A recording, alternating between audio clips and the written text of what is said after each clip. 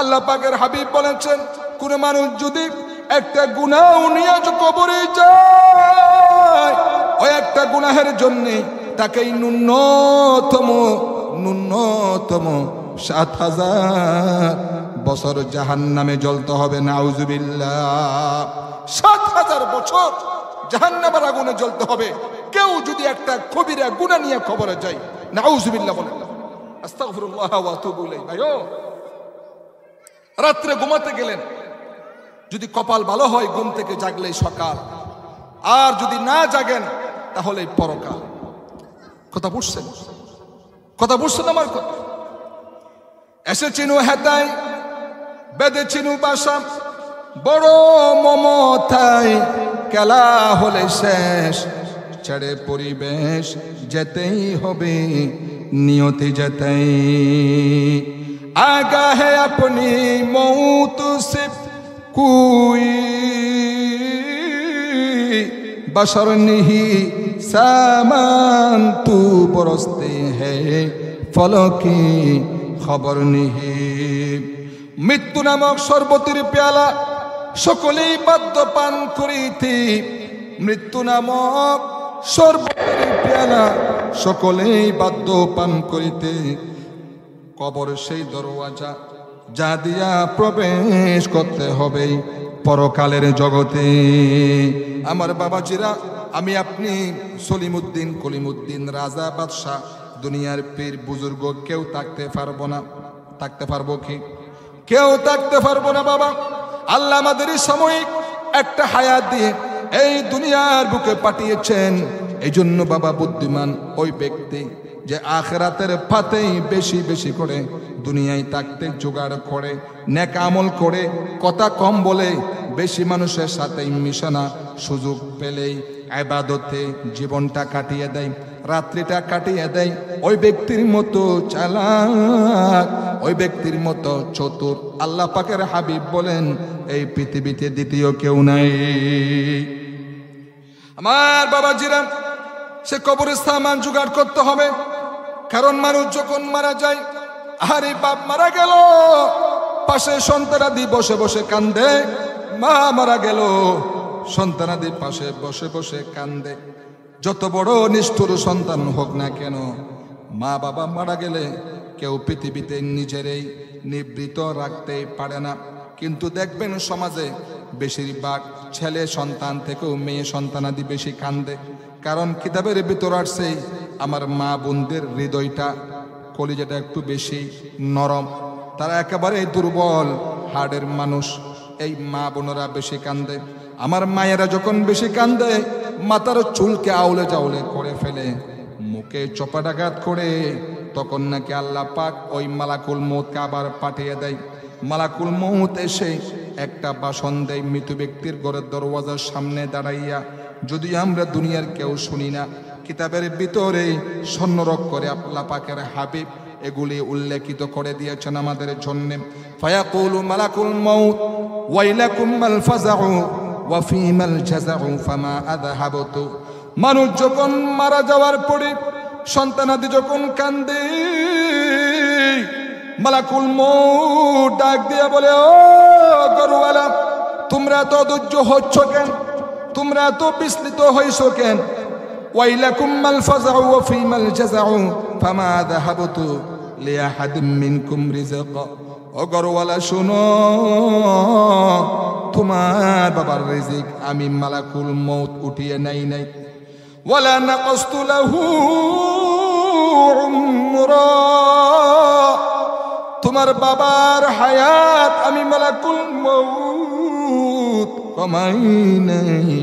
ওয়ালা আতাইতুহু হাত্তা উমিরতু, আমি তো তখনই আসছি আল্লাহ রাব্বুল আলামিন যখন আমাকে আসার জন্য অর্ডার করেছেন। ওয়ালা কবদতু রূহাহু হাত্তা ইস্তুমিরতু, তোমার বাবার তোমার মায়ের রূহ আমি মালাকুল মউত তখনই কবজা করেছি যখন আল্লাহ রাব্বুল আলামিন আহকামুল হাকিমিন আমাকে আদেশ করেছেন। আম্মা বা'দ فأعوذ بالله من الشيطان الرجيم.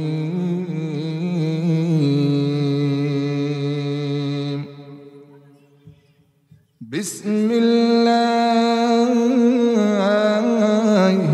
الرحمن الرحيم.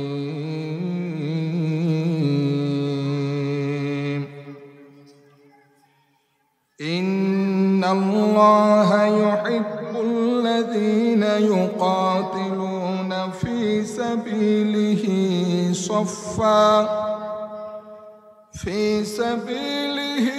صفا كأنهم بنيان مرصوص إلى آخر الآية. وورد في الحديث الشريف عن أبي هريرة رضي الله تعالى عنه قال: قال رسول الله صلى الله عليه وآله وسلم: والذي نفس محمد بيده لا يسمع بي أحد من هذه الأمة يهودي ولا نصراني ثم يموت ولم يؤمن بالذي أرسلت به إلا كان من أصحاب النار. رواه البخاري أو كما قال عليه الصلاة والسلام. صدق الله مولانا العظيم وصدق رسوله النبي الحبيب الكريم.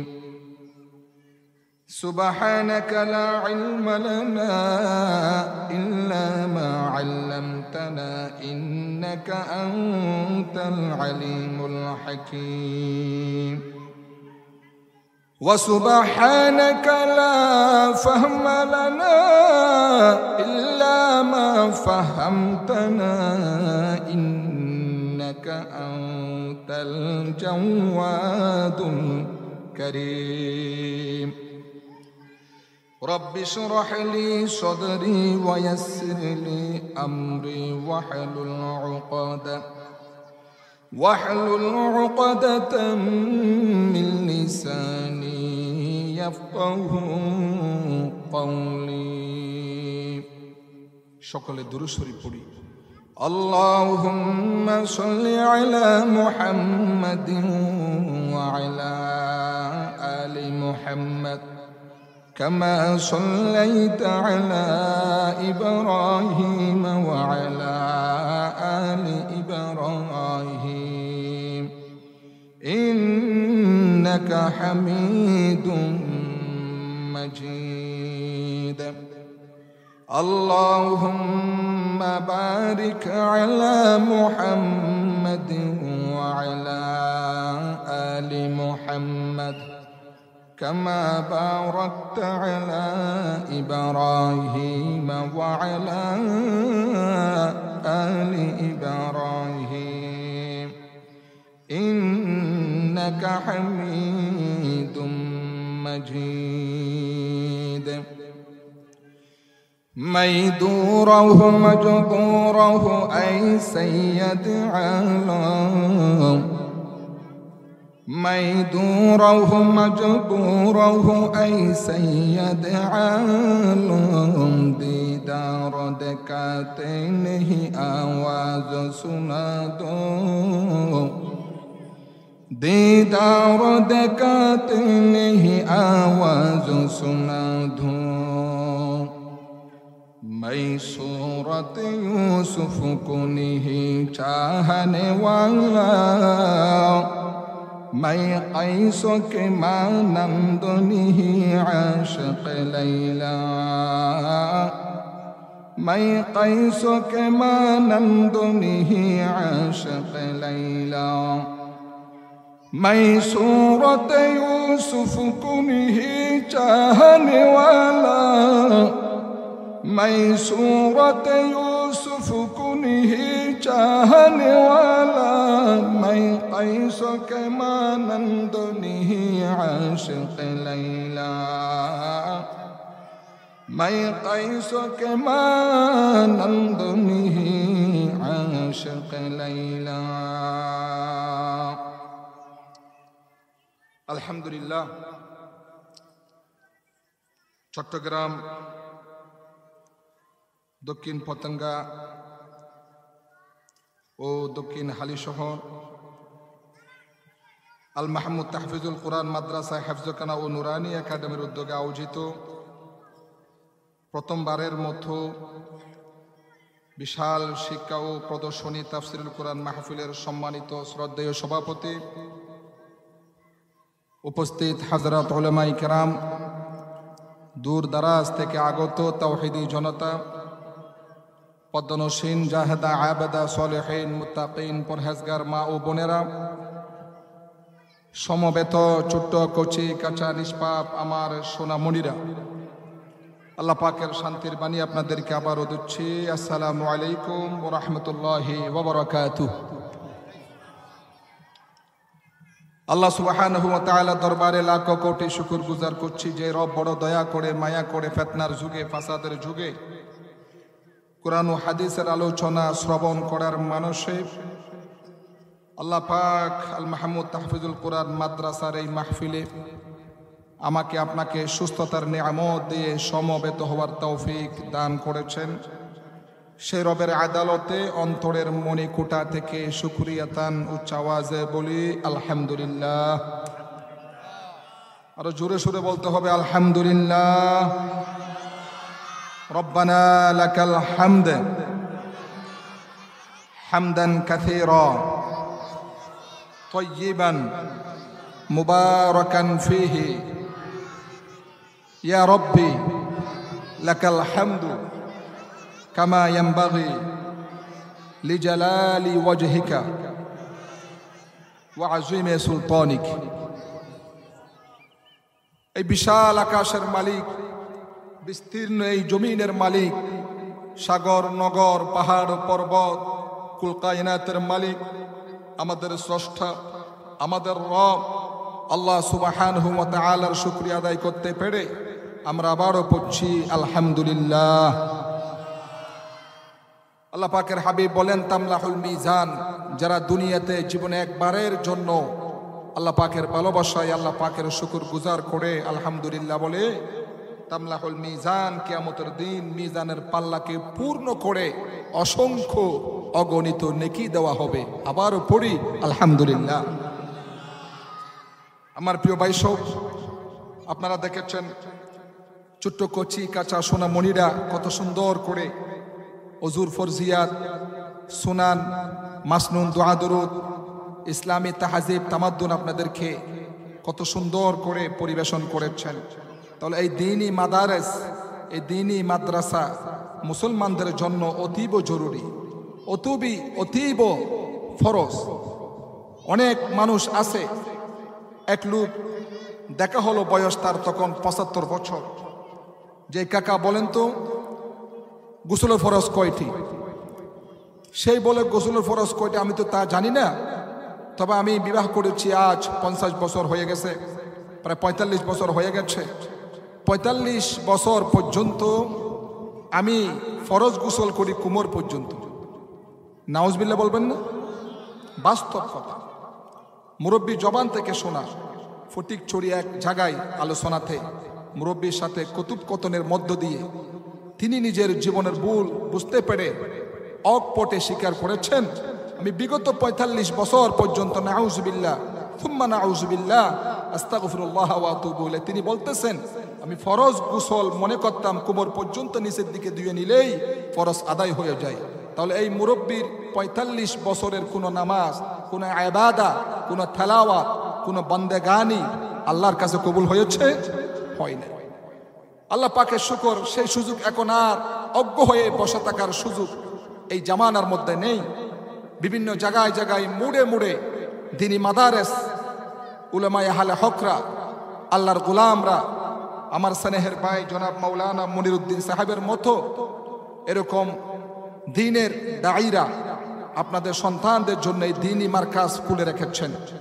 আমি আলোচনার শুরুতে বিশেষ অনুরোধ করব, প্রত্যেকটা মুসলমান যদি একটা সন্তান আমরা এই দ্বীনি মাদ্রাসায় দেই, অন্তত পক্ষে আপনি বাবা আপনি মায়ের জানাজা এই সন্তান পড়াবে।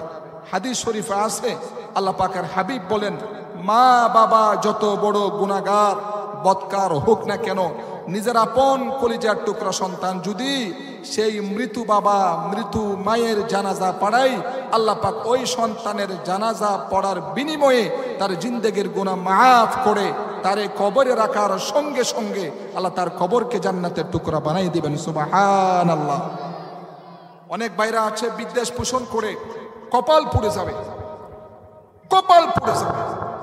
কোন আলেম উলামা কোন দ্বীনি মার্কাজ মাদ্রাসা মসজিদের বিরুদ্ধে আচরণ করে বিদ্বেষ রেখে এই পৃথিবীতে কেউ টিকে থাকতে পারে নাই, ভবিষ্যতে পারবে নাকি? এই জন্য বাবাজিরা, আপনাদের নিকট আমার আকুল আবেদন থাকবে, একটা সন্তান হলেও এই দ্বীনি মাদ্রাসা আল মাহমুদ তাহফিজুল কোরআন মাদ্রাসায় দিবেন। হিফজ বিভাগ আছে, নুরানি কিন্ডার গার্ডেন আছে, ইনশাআল্লাহ আপনার এই সন্তান এখান থেকে পড়ার পর আপনি প্রয়োজনীয় স্কুলে দেন, কোনো মানা নাই। আপনি ইঞ্জিনিয়ার বানান, ডাক্তার বানান, ডক্টর বানান, নার্স বানান, প্রকৌশলী বানান, সব কিছু করেন, কিন্তু সন্তানদের প্রাথমিক লেভেলটা ফাউন্ডেশনটা দিন দিয়ে দেন। ইসলামের মগজে, ইসলামের ইলমু আমলের তরবিয়ত তার মগজে ঢুকিয়ে দেন। এই সন্তান নাস্তিক হবে না ইনশাআল্লাহ, এই সন্তান নাফরমান হবে না, এই সন্তান আপনি বাবার অবাধ্য হবে না। আপনাদের কাছে এই আরজটুকু রয়েছে। প্রিয় ভাই সব, এই পৃথিবীতে আমরা যত মানুষ আছি সকলেই আল্লাহ পাকের বান্দা। আমাদের সৃজন করেছেন আল্লাহ। আল্লাহ পাক সকলকে ভালোবাসেন, সকলকে ভালোবাসেন সমভাবে। তবে কিছু লোক এমন আছে যাদেরকে আল্লাহ পাক স্পেশাল ভালোবাসেন। একজন ব্যক্তি তার মাকে ভালোবাসে, বাপকে ভালোবাসে, স্ত্রীকে ভালোবাসে, তার সন্তানাদি ভালোবাসে, প্রতিবেশীকে ভালোবাসে, কিন্তু সবার সাথে ভালোবাসার দাবি কি এক? কথা বুঝে উত্তর দিবেন। সবার সাথে ভালোবাসার দাবি কি এক? যে লোক মা বাপকে যেমনি ভালোবাসে বন্ধুকে সে পরিমাণ ভালোবাসা দিতে পারে না। স্ত্রীকে সন্তানাদিদেরকে যেই পরিমাণ ভালোবাসে প্রতিবেশীকে ভালোবাসে ঠিক, কিন্তু স্ত্রীর মর্যাদা সন্তানাদিদের মতো এত মূল্যবান ভালোবাসা প্রতিবেশীকে দিতে পারে না। আল্লাহ রাব্বুল আলামিন বলেন, বান্দার এই পৃথিবীর সকল মানুষকে আমি আল্লাহ সৃজন করেছি, সকলকে আমি আল্লাহ ভালোবাসি, কিন্তু একটা পোস্ট এমন আছে পৃথিবীতে যাদেরকে আমি আল্লাহ স্পেশালি ভালোবাসি। তারা কারা? 28 নম্বর পারা সূরা সফের 4 নম্বর আয়াত আল্লাহ পাক বলেন, ইন্নাল্লাহা ইউহিব্বুল্লাযীনা ইউকাতিলুনা ফি সাবিলিহি সাফফান কাআন্নাহু বুনয়ানুম মারসুস। আল্লাহ রাব্বুল আলামিন বলেন, বান্দারে আমি আল্লাহর কাছে এই পৃথিবীতে বর্তমান 900 কোটি মানুষ, এই 900 কোটি মানুষের ভিতরে সর্বাধিক প্রিয় ব্যক্তি তারা, সবচেয়ে প্রিয় ব্যক্তি ওই সমস্ত লোকেরা যারা নাকি আমি আল্লাহকে ভালোবাসে, আমি আল্লাহরে ভালোবেসে আমার দ্বীন এই ইসলাম প্রতিষ্ঠা করার জন্য, বিজয় করার জন্য, পৃথিবীর গড়ে গড়ে রন্ধ্রে রন্ধ্রে এই দিন প্রতিষ্ঠা করার জন্য যারা লড়াই করে সারিবদ্ধ হইয়া ইস্পাত দৃঢ় হইয়া সীসা ডালা প্রাচীরের মতো কাতারবন্দি হয়ে আল্লাহর জন্য, আল্লাহর দ্বীনের জন্য যারা লড়াই করে, তারাই হলো আমি আল্লাহর কাছে সর্বাধিক প্রিয় ব্যক্তি। সুবহানাল্লাহ। সবচেয়ে প্রিয় মানুষ তারা যারা দ্বীন প্রতিষ্ঠা করার জন্য লড়াই করে। আমরা মনে করেছি আমরা যে শুধু নামাজ পড়ি, রোজা রাখি, হজ করি, যাকাত দেই, ইয়া নবী সালাম আলাইকে কই আল্লাহরে খুশি করে ফেলি, এতটুকুনের মধ্যে আল্লাহ বুঝি আমাদের খুশি করে মৃত্যুর পরেই ডাইরেক্ট জান্নাতের বারান্দায় আল্লাহ পাক ঢুকিয়ে দিয়ে সবরি কলা খাওয়াবেন নাকি? না। এতটুকুনের মধ্যে যদি আল্লাহ খুশি হতেন, সাহাবায়ে কেরাম রিদওয়ানুল্লাহি আনহুম আজমাইন এত কষ্ট করতেন না। আম্বিয়া আলাইহিমুস সালাতু ওয়াস সালাম গণ এত কষ্ট করতেন না। আল্লাহ পাক এই জন্য কুরআনুল কারীম 10 নম্বর পারা সূরা তাওবার 19 নম্বর আয়াতের ভিতরে বলেছেন, আজাআলতুম সিকায়াতাল হাজ্জি ওয়া ইমারাতাল মাসজিদিল হারামি কামান আমানা বিল্লাহি ওয়াল ইয়াউমিল আখির। আল্লাহ পাক রব্বুল আলামিন বলেন, তোমরা কি হাজিদের পানি পান করায়া? ওই প্রাচীন যুগের মক্কাবাসীরা তারা গর্ব করত, আমরা তো হাজিদের পানি পান করাই আর মসজিদে হারামের সেবা শুশ্রূষা করি, আমরা মসজিদ আমরা পরিষ্কার রাখি, এতগুলি যেসব কাজ করি মুসলমানদের চাইতে আমাদের মর্যাদা আল্লাহর কাছে কোনো অংশে কম না। কারা বলতো? আগেকার যুগের কাফেররা এভাবে করে নিজেরা আত্মহংকার করত। আল্লাহ পাক তাদের এই অহংকারের বিনিময়ে বলতেছেন, না না, ওয়াজাহাদা ফি সাবিলিল্লাহ লা ইস্তাফুনা ইনদাল্লাহ। ও কাফির বেঈমানেরা, শুনে রাখো, তোমরা তাদের সমান হতে পারবে না যারা আমি আল্লাহর উপর ঈমান এনেছে, আমার উপর ঈমানের ভিত্তিতেই যারা আমার দিন প্রতিষ্ঠার জন্য লড়াই করে নিজেদের জীবনটাকে উৎসর্গ করে দেয়, ওদের সমান তোমরা কোনোদিন হতে পারবে না। আপনারা জানেন এই দিন প্রতিষ্ঠা করতে গিয়ে সাহাবায়ে কেরামদের উপরে কি নিদারুণ নির্যাতন তাদের উপর চলেছে। হযরত সুমাইয়া রাদিয়াল্লাহু তাআলা আনহা একজন মহিলা সাহাবা, তাকে বর্ষা দিয়ে আঘাত করে দুনিয়া থেকে শহীদ করে দিয়েছে। নারী সাহাবাদের ভিতরে ইসলামের প্রথম মহিলা শহীদিনী এই মহিলা ইসলামের পক্ষে অবস্থান করার অপরাধে শেষ করে দিয়েছেন। হযরতে কাব্বাব, হযরতে খুবাইব রাদিয়াল্লাহু তাআলা আনহু কি নিদারুণ নির্যাতনের স্টিম রোলা তাদের উপর। আপনারা জানেন হযরতে বেলাল রাদিয়াল্লাহু তাআলা আনহু, তার উপর কি পরিমাণ নির্যাতন চলেছে, তার কি অপরাধ? হ্যাঁ, একটা অপরাধ কি, সেই কেন ঈমান গ্রহণ করেছে, কেন ইসলামের পক্ষে কথা বলে, কেন আল্লাহর নবীর পক্ষে থাকে। এই অপরাধী বেলালকে ঘুমাতে দেয় নাই, খাবার দেয় নাই। এরপরেও যখন তিনি কালিমা ছাড়েন নাই, হযরতে বেলাল রাদিয়াল্লাহু তাআলা আনহুকে কাফের বেঈমানেরা উটের পায়ের সঙ্গে রশি দিয়া বেঁধে উটকে তাড়াইয়া দিয়েছে। উট দৌড়াতেছে, বেলাল দড়ির মাথায় বাঁধা। হযরতে বেলালের শরীরটা পাথরের সঙ্গে আঘাত লেগে লেগে পিঠের চামড়া ছিঁড়ে যায়, মাথার চামড়া ছিঁড়ে যায়, উট আর দৌড়াতেই পারে না।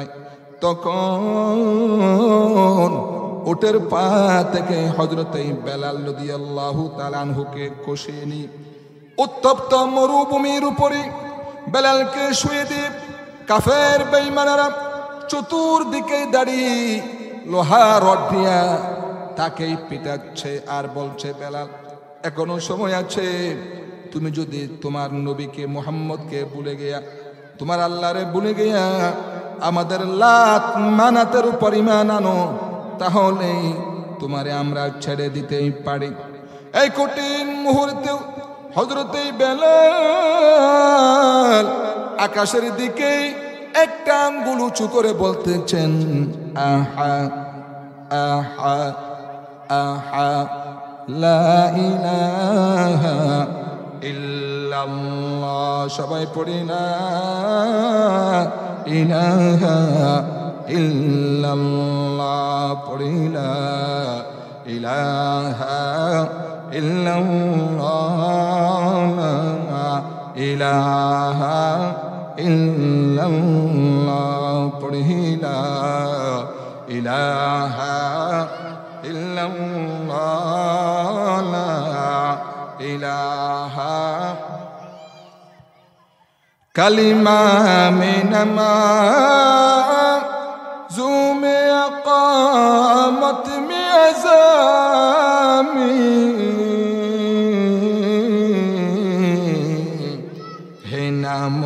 ইলাহি সুমিলানাম মুহাম্মদ পাকিজা তরাজ আরুশুস সামা জন্নত ফিরদাউস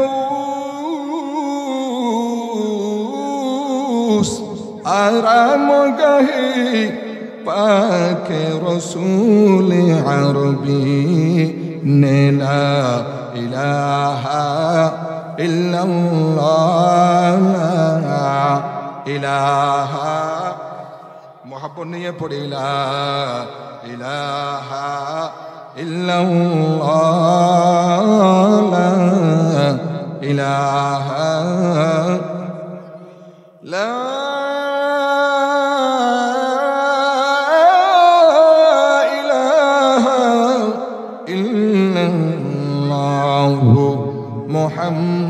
মুহাম্মাদুর রাসূলুল্লাহ। সবাই বলি সাল্লাল্লাহু আলাইহি ওয়া আলিহি ওয়াসাল্লাম। আমার ভাইরা, এই কাফের বেঈমানেরা ইসলামের পক্ষে থাকার কারণে অপরাধে হযরত কাব্বাব রাদিয়াল্লাহু তাআলা আনহুকেও নির্মমভাবে নির্যাতনের স্টিম রোলার চালিয়েছে। উটের পায়ের সাথে বেঁধে চতুর্দিক থেকে তীর নিক্ষেপ করছে, তরবারি মারতেছে। কিতাবের ভিতর আসছে হযরত কাব্বাব রাদিয়াল্লাহু তাআলা আনহুর শরীর থেকে গোশতগুলি টুকরা টুকরা হয়ে ছিঁড়ে যাচ্ছে। কোনো আওয়াজ নাই, কোনো আওয়াজ নাই। বৃষ্টির ন্যায় রক্তের পোড়া, রক্তের পোটা জমিনে পড়তেছে। কাফেরের নেতা বলতেছে তেমন একটা কথা বলে নেই। জিজ্ঞাসা করছে কাব্বাব, তোমার এই ছেড়ে দিতে পারি, একটা শর্ত যদি মানো, তোমার পরিবর্তে এখানে নেই আল্লাহর নবীকে, তোমাদের নবীকেই এনে বাঁধবো। নাউজুবিল্লাহ বলেন না। কাফেররা বলে কাব্বাব তোমার এই ছেড়ে দিব, শর্ত হলো তোমাদের নবীকে এখানে না আমরা বেঁধে ফেলবো। নাউজুবিল্লাহ। এটা যদি মানো কাব্বাব তোমারে আমরা ছেড়ে দিতে পারি। এতক্ষণ ধরে যিনি তীর তরবারির আঘাত নীরবে সহ্য করতেছিলেন, এখন মানুষের এই কথার আঘাত তিনি আর সহ্য করতেই পারলেন না। হযরত কাব্বাব রাদিয়াল্লাহু তাআলা আনহু সিংহের মতো গর্জন দিয়ে বললেন, ও কাফের বেঈমানেরা শোনো, তোমাদের নাপাক হাত দিয়া আমার প্রিয় নবীর শরীর মুবারকে তীর তরবারি তো দূরের কথা, তোমাদের অপবিত্র নাপাক হাত দিয়া আমার প্রিয় নবীর শরীর মুবারকে একটা ফুলও যদি নিক্ষেপ করো, আমি কাব্বাবের শরীরের ভিতরে এক ফোঁটা রক্ত থাকতেই তা জীবনে কোনোদিন বরদাস্ত করব না। আল্লাহু আকবার কাবীরা। আমি কখনো বরদাস্ত করব না রে কাফের, শুনো, আমি কখনো তোমাদের এই প্রস্তাবকে মেনে নেব না। প্রয়োজন আমি আমার নবীর জন্য জীবন এখানেই শেষ করে দিব। এই কথা বলার সঙ্গে সঙ্গে কিতাবের ভিতর আসছে আবারও পুনরায় দ্বিতীয়বারের মতো কাব্বাব রাদিয়াল্লাহু তাআলা আনহুর উপর চতুর্দিক থেকে তীর নিক্ষেপ বর্ষণ শুরু হয়ে গেছে। এমন ভাবে তীর মারতেছে হযরত কাব্বাব রাদিয়াল্লাহু তাআলা আনহুর মাথার চামড়া ছিঁড়ে যায়, পিঠের চামড়া ছিঁড়ে যায়। হযরত কাব্বাব মনে করলেন এখন তো আর জীবন বাঁচবে না, বুঝি আমি মরে যাব। তখন তিনি আকাশের দিকে তাকায়া ডাক দিয়া বললেন, রব্বুল আলামিন,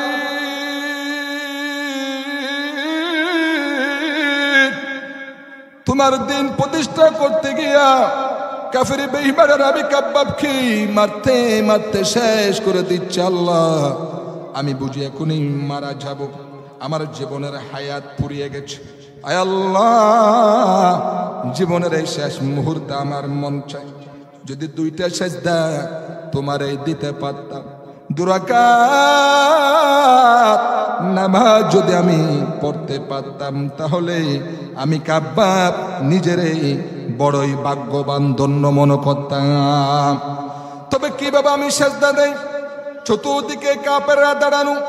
তখন তিনি বললেন, রব্বুল আলামিন আমি আমার কাবা শরীফের দিকে আমার মাথা কেনা ঘুরিয়ে দিলাম আর মাথা কেনা নিচু করে দিলাম। আমার এই মাথা নিচু করাকে জীবনের শেষ সাজদা হিসাবে ধরনীয়।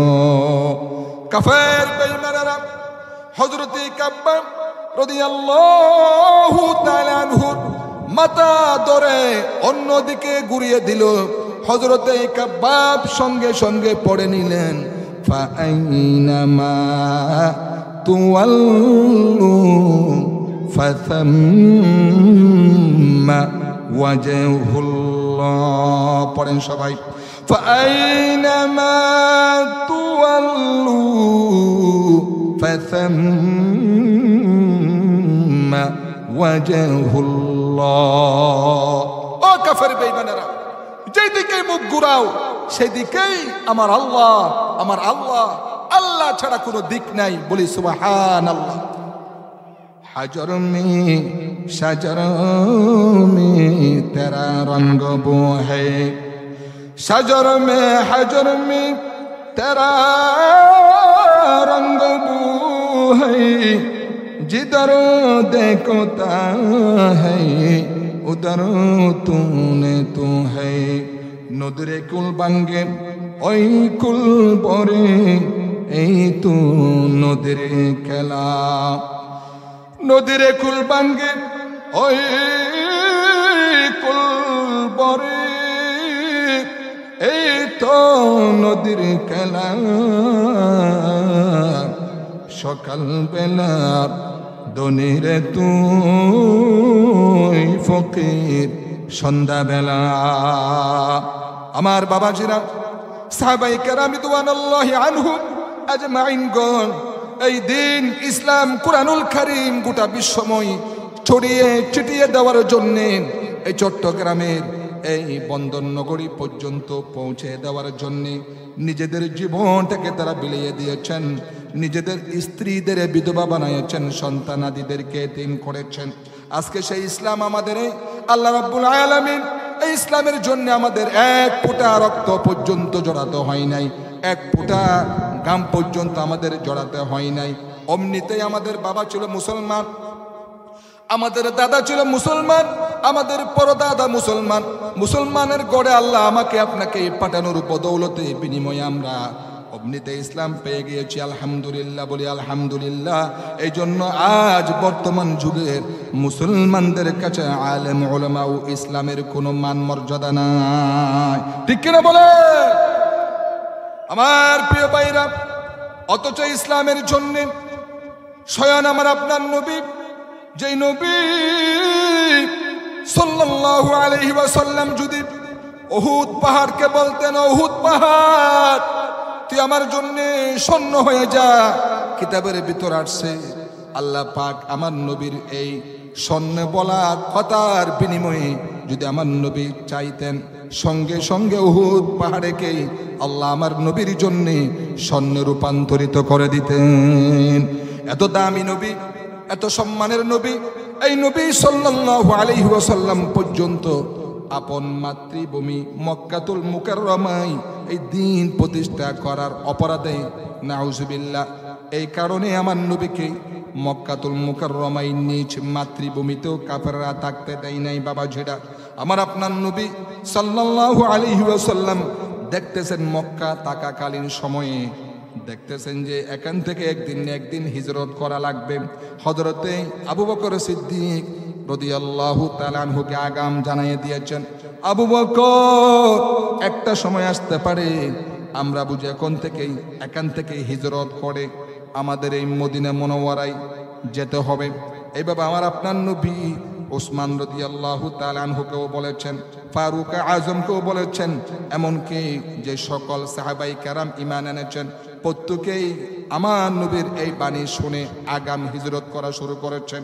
সর্বশেষ আমার আপনার নবী সাল্লাল্লাহু আলাইহি ওয়াসাল্লামকে দুনিয়া থেকে চিরতরে শেষ করে দেওয়ার জন্য কাফের বেঈমানদের লিডার মিস্টার আবু জাহাল, এই আবু জাহাল বিশাল একটা প্ল্যান করেছে, মাস্টার প্ল্যান করে ফেলেছে। আজকে রাত্রের ভিতরে আমরা মুহাম্মদকে নাউজুবিল্লাহ যেখানেই পাবো সেখানেই চিরতরে দুনিয়া থেকেই তারে কতল করে শেষ করে দিব, নাউজুবিল্লাহ।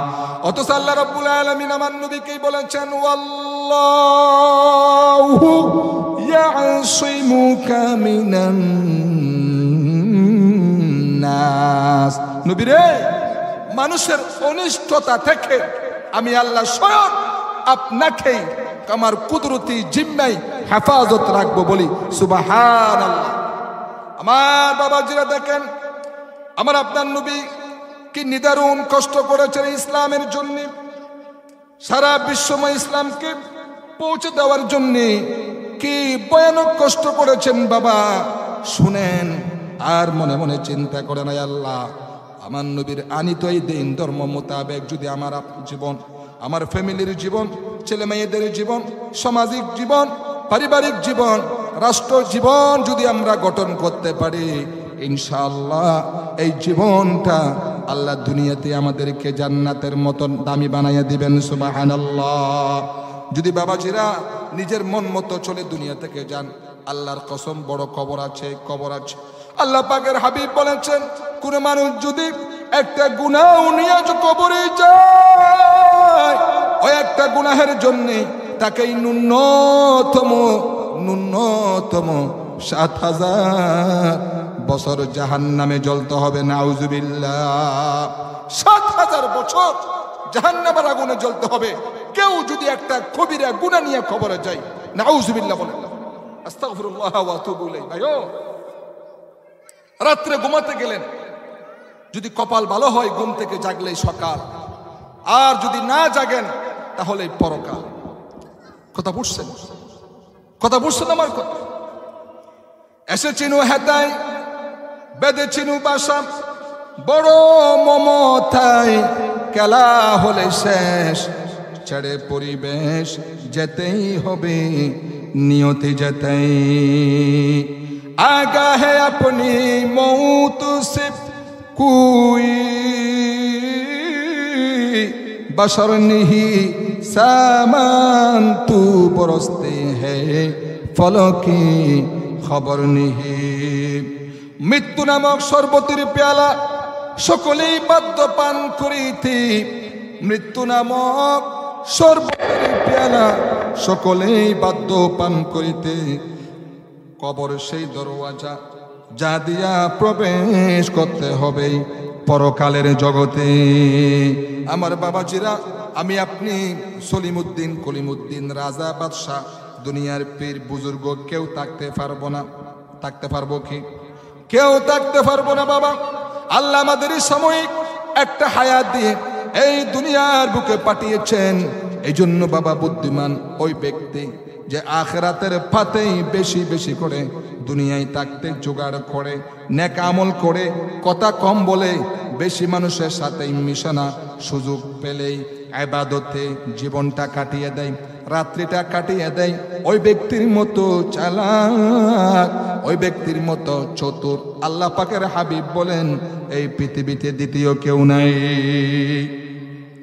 আমার বাবাজিরা, সে কবরস্থান জোগাড় করতে হবে, কারণ মানুষ যখন মারা যায়, আরে বাপ মারা গেল, পাশে সন্তানাদি বসে বসে কান্দে, মা মারা গেল, সন্তানাদি পাশে বসে বসে কান্দে। যত বড় নিষ্ঠুর সন্তান হোক না কেন, মা বাবা মারা গেলে কেউ পৃথিবীতে নিজেরই নিবৃত রাখতেই পারে না।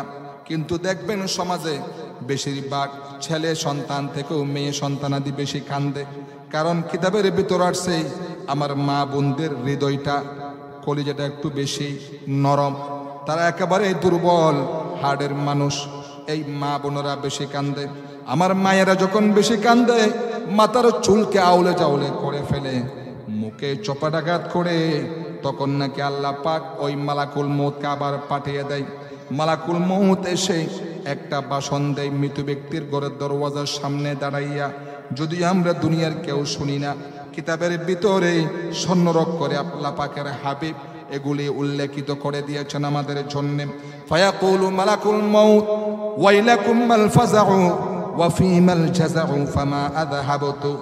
মানুষ যখন মারা যাওয়ার পরে সন্তানাদি যখন কান্দে, মালাকুল মউত ডাক দিয়ে বলে, ও গরুওয়ালা, তোমরা তো ধৈর্য হচ্ছ কেন? তোমরা তো বিস্মিত হইছো কেন? ওয়াইলাকুম মাল ফাযাউ ওয়া ফীমাল জাযাউ ফামা যাহাবতু লিআহাদিম মিনকুম রিজকা। ও গরুওয়ালা শোনো, তোমার বাবার রিজিক আমি মালাকুল মউত উঠিয়ে নাই। ওয়ালা নাকাসতু লাহু উমরা, তোমার বাবার হায়াত আমি মালাকুল মউত কমাই নাই। ওয়ালা আতাইতুহু হাত্তা উমিরতু, আমি তো তখনই আসছি আল্লাহ রাব্বুল আলামিন যখন আমাকে আসার জন্য অর্ডার করেছেন। ওয়ালা কবাদতু রূহাহু হাত্তা ইস্তুমিরতু, তোমার বাবার তোমার মায়ের রূহ আমি মালাকুল মউত তখনই কবজা করেছি যখন আল্লাহ রাব্বুল আলামিন আহকামুল হাকিমিন আমাকে আদেশ করেছেন। মালাকুল মউত ডাক দিয়া বলে, ও গরুওয়ালা, তোমরা কেঁদো না, তোমরা কেঁদো না, তোমরা কেঁদো না। এই ঘরের মধ্যে আজকে তোমার বাপ গেল, তোমার মা গেল, আমি কিয়ামত পর্যন্ত আসবো। আস্তে আস্তে আস্তে আস্তে ওয়াইন্নালি ফীকুম লাউদা থুম্মা আউদাতান হাত্তা লা ইয়াবকা মিনকুম আহাদুন, যতক্ষণ পর্যন্ত কোটি টাকা দামের এই ইমারত, এই ৫ম তলা ৫ তলা ১০ তলা বিল্ডিং এর মধ্যে একজন লোকও বাকি থাকবে, ততক্ষণ পর্যন্ত আমি মালাকুল মউত এসে এসে একজন করে করে সকলকে আমি এই ঘর ছাড়া বিড়া ছাড়া করে দিব। আল্লাহু আকবার কবীর। মউতু কাসিন কুল্লু নাসিন শারিবুন, কবর বাইতিন কুল্লু নাসিন দাখিলুন। আমার প্রিয় ভাইরা, এই জন্য আল্লাহর আরিফরা বলেন, यही हम सब मुसाफिर है, कब्र आखिर ठिकाना है। यही हम सब मुसाफिर है, कब्र आखिर ठिकाना है। कोई आगे रवाना है, कोई पीछे रवाना। ला इलाहा इल्लल्लाह, पढ़ी ला इलाहा, पढ़ी ला इलाहा इल्लल्लाह, ला इलाहा इल्लल्लाह, ला ইলাহা ইল্লাল্লাহু মুহাম্মাদুর রাসূলুল্লাহ। সবাই বলি সাল্লাল্লাহু আলাইহি ওয়া আলিহি ওয়াসাল্লাম। ও বাবাজিরা, মৃত্যুর জন্য সবসময় প্রস্তুতি নেবেন। একটা কথা মনে রাখবেন, যাদের ভিতরে মৃত্যুর ভয় থাকে, এই আল্লাহর বান্দা আজান দিলেই, আজান শোনার পরে নামাজ না পড়ে থাকতে পারবেন না। ও যুবক, দুনিয়ার মধ্যে কয়দিন থাকবেন? একদিন একদিন কবরেই যাওয়া লাগবে।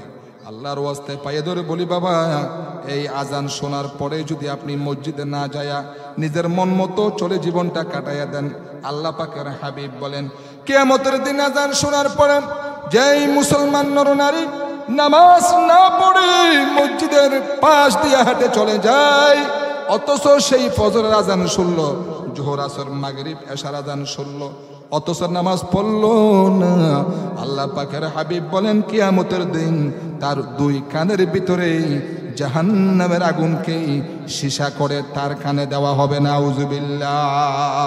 ২ নম্বরে, যাদের ভিতরে মৃত্যুর ভয় থাকবে বাবা, আমরা যে কাজটা বেশি করি, লেনদেনের মধ্যে বেশি আমরা ২ নম্বরই করি। কথা বুঝেন কিনা? লেনদেন। আল্লাহর ওয়াস্তে বলি বাবা, লেনদেন পরিষ্কার রাখবেন। কারণ আপনি গুনাহ করছেন, জেনা করছেন, পাপ করছেন, সুদ খাইছেন, ঘুষ খাইছেন, মদ খেয়েছেন, হাজারো মিথ্যা কথা বলেছেন। আল্লাহর কাছে কাদার মতো কানতে পারলেই চাওয়ার মতো চাইতে পারলেই কিতাবের ভিতরে আসছে আল্লাহ আপনাকে অবশ্যই মাফ করে দিতে পারেন। বুঝতে হবে মাফ করবেন সে কথা বলে নাই, আল্লাহ চাইলে মাফ করতে পারে। যদি কারো 500, 1000, 10,000 টাকা মেরে খেয়ে ফেলেন, যতক্ষণ এই আল্লাহর বান্দা আপনাকে মাফ না করছে, আল্লাহর কসম আল্লাহ আপনাকে ততক্ষণ মাফ করবে না। একটা হাদিস শুনেন, আমার আপনার নবী একদা সাহাবায়ে কেরামদের সামনে বললেন, তোমরা কি জানো এই পৃথিবীতে সবচেয়ে নিঃস্ব কে? তখন বললেন, জি হ্যাঁ ইয়া রাসূলুল্লাহ, নিঃস্ব ওই ব্যক্তি যে অভাবী, যে দুঃস্ব, যার টাকা পয়সা নাই, স্বামী আছে স্ত্রী নাই, বা স্ত্রী আছে স্বামী নাই, অথবা স্বামী স্ত্রী আছে সন্তানাদি নাই, অন্যর দিকে তাকিয়ে থাকতে হয়, যাদেরকে আমরা গরিব বলি, অসহায় বলি, যারা মানুষের দ্বারে দ্বারে ভিক্ষা করে, এরা তো সবচেয়ে নিঃস্ব। কই না, ও মা সাহাবীরা শুনে রাখো, পৃথিবীতে সবচেয়ে নিঃস্ব ওই ব্যক্তি, ওই নামাজি, ওই হাজি, ওই গাজী, ওই ইবাদত গুজার ব্যক্তি, যার ইবাদতের স্তূপ রয়েছে বহু, যার আমল রয়েছে বহু, কিন্তু মানুষের পাওনা না দিয়া মারা গেছে। মানুষের পাওনা রয়ে গেছে তার আমল নামায়, তার হকের উপরে। কিয়ামতের দিন এই হাজি, গাজী, নামাজি ব্যক্তি মানুষের পাওনা আদায় করতে করতে করতে করতে যাদের হক সেই মেরে খেল, তাদের গুনাহগুলি আল্লাহ তার আমল নামায় দিয়া পরিশেষে সেই নিজেই জাহান্নামী হয়ে জাহান্নামে ডুববে। নাউজুবিল্লাহ। বড় নিঃস্ব সেই ব্যক্তি। এই আচরণ মুসলমানদের মধ্যে ছিল না, কিন্তু বর্তমানে আমাদের মুসলমানদের ভিতরে এই দুর্নীতি বেশি। নাউজুবিল্লাহ বলেন। কেমনে আমরা নিজের মুসলমান দাবি করি? আল্লাহর ওয়াস্তে বলি ভাইও, অনেক ভাইরা আছেন দোকানদারদের কাছ থেকে, দোকানি ভাইরা আপনাকে মাস ওয়ারি বকিয়ে দেয়, 5,000, 10,000 খেলেন, কয়েক মাস লেনদেন ঠিক রাখলেন, 5ম মাসে পালাইয়া গেলেন, আপনাকে এই লাড়ি সালাম দিয়েও আর পাওয়া যায় না। মনে করছেন আমি জিতে গেছি, ওই দোকানি ওয়ালা সে হেরে গেছে। না, ওই দোকানদার ভাই জিতে গেছে, আপনি হেরে গেছেন। চূড়ান্ত বিজয় কিয়ামতের দিন সেই দোকানি ওয়ালার হবে, আর আপনার সবচেয়ে কিয়ামতের ময়দানে ভয়ানক অবস্থা। কথার ভিতর আসছে, আমি বলে দিলাম, আল্লাহ পাক আমাদের আমল করার তৌফিক দান করুক, বলি আমি। আমার প্রিয় বাবাজিরা, কি বলতেছিলাম, ইসলাম নামক বৃক্ষ বিশ্বময় ছড়িয়ে দেওয়ার জন্য সবচেয়ে জিহাদ করেছেন, কষ্ট ত্যাগ তিতিক্ষা দিয়েছেন সাহাবায়ে কেরাম।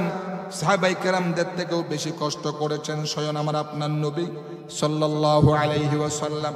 আপনি কি মনে করলেন আপনার কোনো প্রতিবেশী জালেম যদি আপনাকে নিজের মাতৃভূমিতে থাকতে না দেয়, আপনার উপর জুলুম করতে করতে আপনাকে যদি বিড়া ছাড়া করে, তাহলে এর মতো বড় জালেম পৃথিবীতে দ্বিতীয় আমরা আর কাউকে বলবো নাকি? অমুক জালেম আব্দুল করিম, সে আব্দুর রহিমকে থাকতে দিল না, তার বাড়ি বিটা সবই সেই নিয়ে নিল, তাকে এখান থেকে ত্যাগ করে এই এলাকা ছাড়া করে অন্য কানে সেই পাড়া ঘরে উঠে গেল। তার মতো জালেম কেউ হতে পারে না। আমার বাবাজিরা, যেই নবীর চেহারার দিকেই তাকালে গুনাহ মাফ, ক্ষুধার্ত ব্যক্তি, যেই নবী পাক সাল্লাল্লাহু আলাইহি ওয়াসাল্লামের চেহারা মুবারকের দিকেই তাকালে মানুষের ক্ষুধার্ত ব্যক্তির ক্ষুধা নাকি নিবারণ হয়ে যেত। এমন রহমতের নবী, মায়ার নবী, দয়ার নবী সাল্লাল্লাহু আলাইহি ওয়াসাল্লামের উপরে কাফের বেঈমানেরা এই ইসলামের পক্ষে, কোরআনের পক্ষে কথা বলার অপরাধে নাউজুবিল্লাহ আমার নবীকে তারা থাকতে দেয় নাই।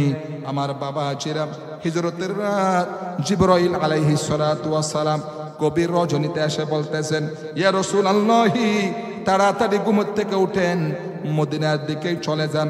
কাফের বেঈমানেরা আপনার ঘরে চতুর্দিকে তরবারি নিয়ে আপনাকে তারা পাহারা দিচ্ছে, সকাল হলে পরে তারা আপনি নবীকে মেরে ফেলে দিবেন। নাউজুবিল্লাহ বলেন।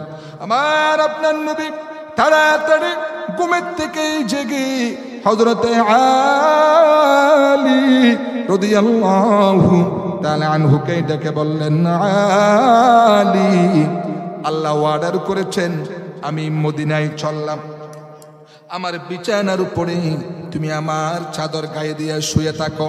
আমার নবী বড় আমানতদার ছিলেন। সমস্ত মানুষের আমার নবীর কাছে আমানত রাখতেন। আমার নবী বললেন, ও আলী, আমার কাছে অমুক অমুক অমুক ব্যক্তি দয়ের আমানত আছে, তুমি এগুলা বুঝে নাও। সকাল হলে পরে যার যার আমানত তার নিকট ফিরিয়ে দিও। আমার নবীকে হযরত আলী রাদিয়াল্লাহু তাআলা আনহু বললেন, ইয়া রাসূলুল্লাহ, আপনার চাদর গায়ে দিয়ে আমি শুয়ে থাকব। আর সকালবেলায় কাফের বেঈমানেরা আমাকে নবী মনে করে তারা তাদের তরবারি দিয়া কেটে কেটে টুকরা টুকরা করে দুনিয়া থেকে বিদায় করে দিবেন। এতটুকুন বই নবী আমি আলী করি না। তবে আমার দিলের ভিতরে এই আনন্দ জাগছে, এই আনন্দ উতলাচ্ছে। আমি আলীর বিনিময়ে আল্লাহ আমার নবীকে দুনিয়ায় জীবিত রাখবেন। সুবহানাল্লাহ। আমার বাবাজিরা, আমার আপনার নবী সাল্লাল্লাহু আলাইহি ওয়া আলিহি ওয়াসাল্লাম আস্তে করে ঘরের থেকে বের হয়ে গেলেন। আমার নবীর হাত মুবারকে অল্প কিছু বালি ছিল। বালিগুলার উপরে শাহাতির ওযু পড়ে 3 বার দম করে বালিগুলি কাফেরদের মুখের উপরে ছেড়ে দিলেন। এগুলি ছেড়ে দেওয়া মাত্র কাফেরদের চোখে চোখে সেই বালিগুলি পৌঁছে গেল। কাফেররা এইদিকে চোখ মুছতে মুছতে আমার নবীকে তারা দেখতে পেলেন না, আস্তে করে বের হয়ে গেলেন। পরবর্তী সময়ে রব্বুল আলামিন ডেকে বললেন, নবীরে, আপনি যখন বালি নিক্ষেপ করেছিলেন আপনি তো একদিকেই মেরেছেন, যেদিকেই মেরেছেন সেই দিকেই বালিগুলি যাওয়ার কথা, কিন্তু চতুর্দিকে এখানে হাজার হাজার কাফের বেঈমানরা ছিল, আপনাকে মারার জন্য আসছে। চতুর্দিকেই সব কাফেরদের চোখে চোখে বালিগুলি কেমনে পৌঁছে গেল? আল্লাহ কুরআনুল কারীম 9 নম্বর পারা সূরা আনফালের ভিতরে বলেছেন, ওয়ামা রামাইতা ইয রামাইতা ওয়ালাকিন্নাল্লাহা রামা। নবী, বালি আপনি নিক্ষেপ করেন নাই। যখন আপনি নিক্ষেপ করেছেন তুলাগুলি, আপনি তো শুধু একদিকেই মেরেছেন, আর চতুর্দিকে সব কাফেরদের চোখে চোখে বালিগুলি পৌঁছাবার দায়িত্ব আমি আল্লাহর কুদরত গ্রহণ করেছে। সুবহানাল্লাহ। কদরে কুদরতুদারি বরকামাল আনতা হাসবি আউতা রব্বি যুল জালাল। আমার বাবাজিরা, আমরা আমাদের আলোচনার শেষ পর্যায়ে চলে আসছি। আমাদের নবী আস্তে করে এতগুলি শত্রু চতুর্দিকে দাঁড়ানো, আমার আপনার নবী আস্তে করে বের হয়ে হযরতে আবু বকর সিদ্দিক রাদিয়াল্লাহু তাআলা আনহুর বাড়িতে আয়েশা হাজির। দরওয়াজায় গিয়ে আওয়াজ দিলেন, আবু বকর। অমনি দরওয়াজা খুলে গেল। লব্বাইকা ওয়া সাআদাইক বলে আমার নবী ডাক দিয়ে বলেন, আবু বকর, তুমি কি ঘুমাইছিলে না? এত রাতে তুমি কেমনে জাগ্রত আছো? একটু আমাকে ব্যাখ্যা দাও। হযরতে আবু বকর সিদ্দিক রাদিয়াল্লাহু তাআলা আনহু বলছেন, ইয়া রাসূলুল্লাহ, আপনি বলেছেন আমাকে নিয়ে হিজরত করবেন। আজ থেকে 6 মাস আগে আমি মনে মনে চিন্তা করেছি, আমার নবী যেহেতু হিজরত করবেন বলেছেন, আর হিজরত তো দিনে হবে না, রাত্রে হবে। সুতরাং আমি আপনার অপেক্ষায় বিগত 6 মাস ধরে অপেক্ষমান হয়ে আছি। না জানি কত রাত্রে আমার নবী আসেন। আমি যদি ঘুমাইয়া থাকি আর আমার নবী আমার দরওয়াজার সামনে এসে যদি আমার এই ডাকাডাকি করেন, আর আমি যদি ঘুমার ভিতরেই থাকি, তাহলে আমার দয়াল নবী মায়ার নবীর নিদারুণ কষ্ট হয়ে যাবে। এই কষ্ট হবে মনে করে বিগত 6 মাস ধরে আপনি নবীর গলার আওয়াজ শোনার জন্যে 6 মাস ধরে আমি আমার বাড়ির সামনের দরওয়াজার সাথে পিঠ লাগায়া লাগায়া ঘুমাতাম। আল্লাহু আকবার কাবীরা। ইশকে নবী কারে বলে? ইশকে নবী কাকে বলে? আমার বাবাজিরা, আমার আপনার নবী আবু বকর সিদ্দিক রাদিয়াল্লাহু তাআলা আনহুকে নিয়ে চললেন মদিনার পানে, ছুটলেন মদিনার দিকে, উল্টা পথে রওনা করলেন। আমার নবী বারবার কাবার দিকে তাকাতে লাগলেন। পবিত্র বুখারী শরীফের ভিতর আসছে, আমার নবী বারবার কাবার দিকে তাকান আর কাঁদেন আর বলতেছেন, কাবারে বড় আশা ছিল, তোর কাছেই থাকবো, তোর খেদমত করব, কিন্তু তোর নিষ্ঠুর প্রতিবেশীরা আমি নবীকে থাকতে দিল না রে। আমার নবী চললেন মিসফালা দিয়ে, জবালে খাতুয়ার উপর দিয়ে চলে গেলেন জবালে সুরে। গুহার কাছে যখন গিয়েছেন, ফজরের ওয়াক্ত হয়ে গেল, অনেক লম্বা কথা। আবু বকর সিদ্দিক রাদিয়াল্লাহু তাআলা আনহু বললেন, ইয়া রাসূলুল্লাহ, আর উপায় নাই, দিন হয়ে গেল, এখন বুঝি কাফেররা চলে আসবে, আমাদেরকে দেখে ফেলবে, আমাদেরকে দেখলে তারা আমাদেরকে দুনিয়া থেকে শেষ করে দিবে। নবী গো, আপনি অপেক্ষা করেন, আমি একটু গুহার ভিতরে নামি। পাহাড়িয়া গুহা, চাপ থাকতে পারে, বিচ্ছু থাকতে পারে, যদি কোনো হিংস্র প্রাণী থাকে আমার উপর দিয়ে আঘাত কইরা যাক, এরপরও আমার নবী যেন নিরাপদে থাকেন। সুবহানাল্লাহ। আমার প্রিয় বাবাজিরা, আবু বকর সিদ্দিক রাদিয়াল্লাহু তাআলা আনহু গুহার ভিতরে নামলেন। নেমে গুহা সাফ করে পরিষ্কার করে আমার নবীকে ডাকলেন। আমার আপনার নবী সাল্লাল্লাহু আলাইহি ওয়াসাল্লাম প্রবেশ করলেন। আমার নবী বললেন, আবু বকর, সারা দিন সারা রাত হাঁটতে হাঁটতে আমরা ক্লান্ত শ্রান্ত হয়ে গেলাম, তুমি একটু বসো, তোমার উরুর উপরে আমি নবী একটু মাথা রাখি। আমার নবী মাথা রেখে ঘুমিয়ে গেলেন। সুবহানাল্লাহ। আবু বকর সিদ্দিক রাদিয়াল্লাহু তাআলা আনহু গুহার ভিতরে চতুর্দিকে লক্ষ্য করে দেখেন, অনেকগুলি গর্ত দেখা যায়। এই গর্ত থেকে সাপ আসতে পারে, বিচ্ছু আসতে পারে, এই মনে করে নিজের ভিতরে একটা চাদর ছিল, চাদরখানা ছিঁড়ে ছিঁড়ে গর্তগুলা বন্ধ করে দিলেন। কয়েকটা গর্ত বন্ধ করার মতো চাদর আর নাই, পাও দিয়া চেপে ধরলেন। এক পাহাড়িয়া সাপ, বিষধর সাপ বেরোবার চেষ্টা করে বের হওয়ার সুযোগ না পেয়ে আবু বকর রাদিয়াল্লাহু তাআলা আনহু পায়ের মধ্যে দংশন করেছে, কামড় দিয়েছে, ব্যথার যন্ত্রণায় আবু বকর রাদিয়াল্লাহু তাআলা আনহু চোখ থেকে দরদর করে পানি পড়তেছে। ওইদিকে আমার নবীর ঘুম ভেঙে গেল। আমার নবী তাকিয়ে বললেন, আবু বকর, চোখে পানি কেন? বাড়ির কথা বুঝি তোমার মনে পড়ে গেছে? আবু বকর রাদিয়াল্লাহু তাআলা আনহু বললেন, ইয়া রাসূলুল্লাহ, বাড়ির জন্য কাঁদি না, ছেলেবেলের জন্য কাঁদি না। ইয়া রাসূলুল্লাহ, সাপে দংশন করেছে, কামড় দিয়েছে, বিষের যন্ত্রণায় আমি সহ্য করতে না পেরে কাঁদতেছি। আবু বকর রাদিয়াল্লাহু তাআলা আনহু বললেন, ইয়া রাসূলুল্লাহ, যেই দিন আমি আপনার উপরে ঈমান আনলাম, ওই দিন থেকে আমার মা বাপ, আমার সন্তানাদি, আমার স্ত্রী পুত্র, আমার জায়গা জমি, আমার ঘরবাড়ি, এমনকি আমার নিজের আত্মার চেয়েও আপনি নবীকে বেশি ভালোবাসি। সুবহানাল্লাহ বলেন। তাহলে কাঁদো কেন? কেন কাঁদছো? আমাকে সাপে দংশন করেছে, এই জন্য কাঁদি।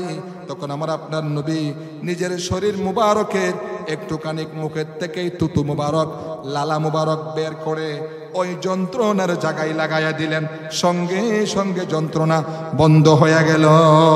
আমার ভাইরা, আমি একেবারে শেষ পর্যায়ে চলে আসছি। আলহামদুলিল্লাহ, গভীর মনোযোগ দেন। এই ইসলাম প্রতিষ্ঠা করার জন্য আমার আপনার নবী কত না কষ্ট করেছেন, নির্যাতনের স্টিম রোলার সয়েছেন। বাবা, যদি আজকে আমরা এগুলা স্মরণ করি, তাহলে আজ আমরা আমার নবীর বিরুদ্ধে আচরণ করতে পারি না, ইসলামের বিরুদ্ধে যেতে পারি না। আমার আপনার নবী সাল্লাল্লাহু আলাইহি ওয়াসাল্লাম বলেছেন, ও আবু বকর, এতক্ষণ কেন আমাকে বলো নাই? তোমার তো বহু কষ্ট হচ্ছে। আবু বকর রাদিয়াল্লাহু তাআলা আনহু বললেন, ইয়া রাসূলুল্লাহ, ওটা তো আমার সাপে কাটার যন্ত্রণা। ওই যন্ত্রণায় আমার রক্ত জ্বলতেছে, যন্ত্রণায় আমার কলিজাটাও যদি ফেটে যেত। আমার আপনার নবী, রহমতের নবী, দুজাহানের বাদশা, আমি আবু বকরের উরুর উপরে মাথা রেখে আরাম করতেছেন, আমি আমার নবীর এই আরামে বিঘ্ন ঘটাতে পারতাম না। সুবহানাল্লাহ, আল্লাহু আকবার কাবীরা। আমার ভাইরা, সর্বশেষ আল্লাহ পাক আমার নবীকে সেই গুহা থেকে আল্লাহ পাক 3 দিন 3 রাত অবস্থান করার পরে মদিনা মুনাওয়ারায় নিয়ে আল্লাহ পাক বিশ্বজাহানের মালিক বানিয়ে দিলেন আমার আপনার নবী সাল্লাল্লাহু আলাইহি ওয়াসাল্লামকে। যে কথা বলতে চাইছি যে ইসলাম নামক বৃক্ষ বাবাজি আমরা অমনিতে পাই নাই। অনেক ত্যাগ তিতিক্ষার পরে হাজারো লাখো কোটি মুসলমানদের শহীদের বিনিময়ে আল্লাহ পাক আমাদেরকে এই ইসলাম উপহার দিয়েছেন। সুতরাং এই দিন, এই ধর্ম, এই ইসলামী জলসা, মাদ্রাসা, মসজিদ, আলেম উলামা এগুলাকে যদি আমরা কদর করি ইনশাআল্লাহ সাহাবায়ে কেরামদের মতো আমরা আমাদের জীবনকে সাজিয়ে গুজিয়ে দুনিয়ায় থাকতে জান্নাতের টিকিট নিয়ে আমরা ইনশাআল্লাহ কবর পথে রওনা করতে পারবো। আল্লাহ পাক তৌফিক দান করুন, বলি আমিন। আয় আল্লাহ যেভাবে চললে আপনি রাজি খুশি হবেন সেভাবে জীবনটা কাটাবার তৌফিক দান করেন। এই আল মাহমুদ হাফিজিয়া মাদ্রাসাকে আল্লাহ তুমি কবুল করো, এই জালসারে কবুল করো, অত্র এলাকার সকল পরিবার বর্গ সকলকে কবুল করেন, আমিন। তুম্মা সালাম। আসসালামু আলাইকুম ওয়া রাহমাতুল্লাহি ওয়া বারাকাতুহু।